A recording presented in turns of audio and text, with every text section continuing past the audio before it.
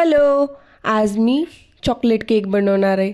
खरंचा chocolate cake नाही हो, बिस्किटाचा chocolate cake.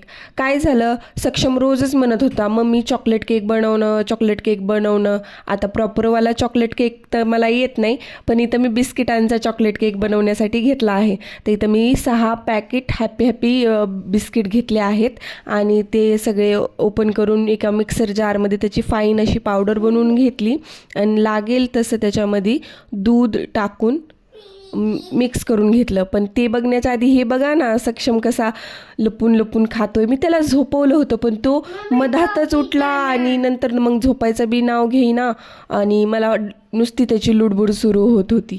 मग हे असं चोरून चोरून खात होता तो. मी बघितलं की हॅलो असं करतोय कॅमेऱ्याकडे बघून.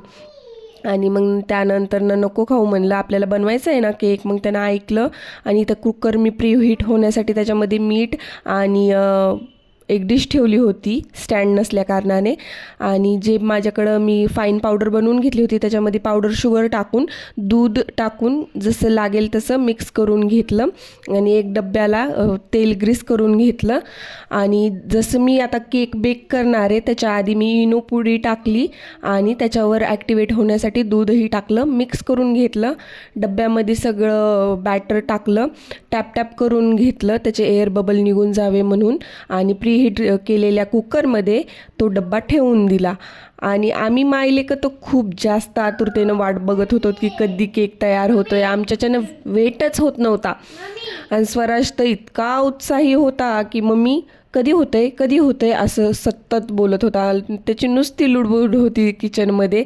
आणि माझा तर खूप वेळ गेला याच्यामध्ये, कारण की शूट करा, त्याला बघा, खूप जास्त कष्ट करायला लागतात रे शूट करायला, सोपं नाही आहे. आमची आतुरता तर आमच्या चेहऱ्यावरून तुम्हाला दिसतच आहे. स्वराजचे तर खूप काही बोलणं सुरू होतं, कधी होतंय, चॉकलेट टाकणार ना, असं तसं. आणि झालं असं की केक तर खूप छान बेक झाला होता. तुम्ही तर बघू शकतात, खूप छान प्रकारे बेक झाला होता केक. मी त्याच्यामध्ये चाकू असं टाकून बघितला, तो एकदम क्लीन आला होता आणि खूप छान बेक झाला असं मला समजलं. त्यानंतरनं मी ना चॉकलेट गनाश बनवायला घेतली होती. आता डार्क चॉकलेट नव्हती तर मी डेअरी मिल्कचीच गनाश बनवायला घेतला डबल बॉयलरवर. पण झालं असं की मी जी 45वाली चॉकलेट आणली तिचा गनाश बनवायला घेतला आणि ते प्रॉपर झाला नाही.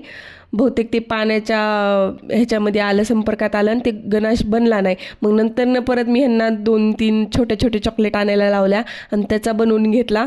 म्हणून इथं तुम्हाला फक्त केकवरती चॉकलेट दिसत असेल, केकच्या साईडनं नाही.